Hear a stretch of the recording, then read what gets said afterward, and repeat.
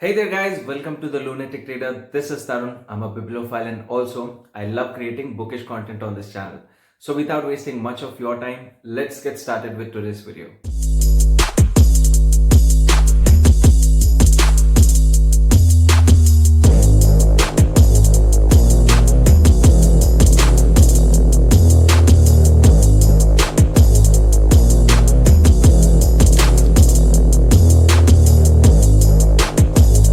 Today in this video, I'm going to present you guys with a comprehensive review of a much awaited book of this year, Dharma, Decoding the Epics for a Meaningful Life, written by Amish Tripathi and Bhavna. Honestly, as an Amish Tripathi fan, I was really looking forward to the fourth installment from the Ramchandra series, but few weeks ago I got to know about this new announcement made on social media by Amish Tripathi that he's coming up with a new book finally, and I was hoping that this book is going to be the fourth book of Ramchandra series, but I got to know that it is a new book from a new series. So I assume this is going to be Dharma series. I'm not really sure about the name, but this is definitely going to be really interesting. And this book is slightly different from the usual Amish Tripathi's template of retelling stories, because in this book we don't really have a protagonist or a God-oriented story like we have seen in Shiva trilogy and Ramchandra series, but rather this is a compilation of conversations taking place between few fictional characters where they'll be talking about lot of Indian philosophy. They'll talk about various characters from our epics like characters from Mahabharata and Ramayana, and also from the Shiva trilogy and Ramchandra series.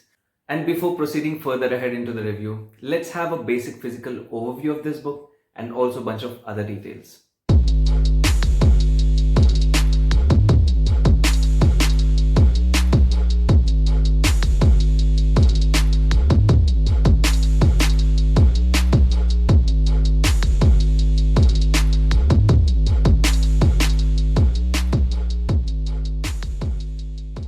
Now, talking about the core subject of this book, it's the first of its kind from the Indian mythology genre, because we have not really seen these kind of books where we don't really have a fixed plot, but rather we have discussions through which the main philosophy or the teachings are conveyed through these characters. So there is a very limited plot line, but I'll try to explain it to you. So we have few characters like Dhanraj, who is a retired police officer living in Pune along with his loving wife Lopamudra. So they have a daughter called Gargi. She's married to Nachiket. So he's a head chef in so-and-so restaurant in Pune. So one fine morning, he pays a visit to their house of Lopamudra and Dhanraj, and they end up having a really good discussion about some subtle aspects like spirituality, and they talk about Dharma. What's the distinction between Dharma and Swadharma? What exactly is Dharma in the first place? So that was the basic plotline or the subject matter upon which the book is really focused on. And we also have some really good tricky questions popping up in between when these characters are having some in-depth conversations, like how do we define a person into a good person or a bad person? So how do we classify things into right or wrong? So should we always go with the classic template of categorizing things into either black or white, or we should believe that there is also a shade of gray in between? And what is the interplay between self-love and sacrifice, and such beautiful reasonings? So they present a lot of diverse arguments in front of you. Through these characters, they answer as well as question the opposite perspective. Now, talking about the writing style and narration of this book, it was lucid, crisp, and to the point. And the language used in this book is really simple, and even if you're just getting started with reading, you'll effortlessly complete the book through and through without having any trouble or coming across some complex jargons or high-end vocabulary or any such thing.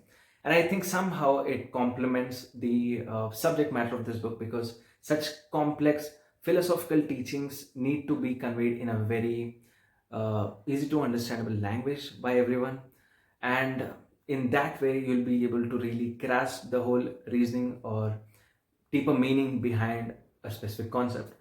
And now let's talk about the highlights of the book. We'll go with the first point, that is the length of this book. It does really complement the whole subject matter, because If it had been around 400 pages or 500, that would have been way too uh, heavy on the readers and to digest all the knowledge at once. And spirituality and philosophical teachings being such a deep concepts, it would have been way too hard for the readers. So the length around 200 pages was really great. And the second point would be the kind of template that they've chosen to have four fictional characters having conversations throughout the end and discussing multiple characters, multiple personalities. That was really interesting. In this way, you really get to be hooked around this book and you don't feel disconnected because you have four different perspectives. If it had been just two of the authors writing their own perspectives, their own dry experiences with such concepts, it would have been way too monotonous for the reader to even understand or to relate with, because you have a contrast between the young generation and the older generation through the two couples that are represented in this book. That was a very good touch, I would say. And also, the third point would be that the idea of bringing concepts like dharma and sacrifice and all these things into the mainstream mythology or fictional genre, as this is a mixed up genre, it is really good to see a combination of all these things together. At the same time, you have proper reasoning behind all these aspects. So it also fascinates the young readers out there to know what exactly is spirituality all about, because generally if you want to read about spirituality, you just go pick up some self-help books by some author. It's like that. And now, talking about the drawbacks of this book, the first drawback that I've noticed about this book is that the author gives way too many references from his retellings of the Ramayana. So if a new reader is just trying out Amishji's Dharma, he or she might not be able to totally relate uh, with the references that the author is providing, because whenever something is related to Lord Shiva or Lord Rama or even Lady Sita or Ravan, he often refers to Immortals of Miluha, Shiva trilogy, or any other book from Ramchandra series. So if you're already Amish Tripathi fan, if you've been reading Amish Tripathi's books, it would be easier for you. But for a new readers, it would be a bit hard.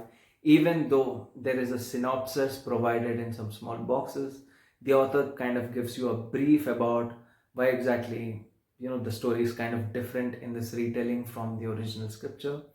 You'll still have a kind of trouble coping up with that references all the time. Now, the second drawback that I wanted to address about this book is that the repetitiveness of the same examples over and over again. Whenever there is a talk about the figures from Mahabharata or the Ramchandra series or Shiva trilogy respectively, they keep talking about the same character again in some other page. Instead of, once you're done with a particular character, his or her trait, her personality, can just shift to some other character from the very same epic. It would have been much more, interesting. And finally, talking about my personal reading experience with this book, it was quite interesting and insightful. I got to learn a lot more about the characters that I've known since my childhood, as also about the spiritual aspects which the authors were addressing in this book. I really found that very fascinating to see that the mainstream authors are actually making effort to bring spirituality and our ancient knowledge into the limelight. So I really enjoyed that aspect. At the same time, what really made this whole experience of reading this book much more delightful was there are certain books which you need to take time to read. You can't just rush off. So this book is one among them. And even though it was quite simple and it was just 200 pages long, I took my own sweet time and I took few breaks in between, and I was reading it at a very slow pace so that I can actually grasp and understand all those philosophical concepts they were talking about. So that's how it is. You don't really have to complete every book in one sitting. So I personally do that a lot. especially when I'm reading something related to non-fiction, so that I can actually grasp the idea behind that. Finally, my overall rating for this book would be 7.5 out of 10 stars, and I think it's quite an interesting read, provides a lot of insight about our civilization and cultural values. And if you're a person who's looking forward to reading something that will help you know more about our Indian philosophy, then this is the book that I would recommend you to read. And that's all for this video, guys. Thanks for watching this video through the end, and I'll be coming back with another video quite soon. Till then, keep reading and keep exploring.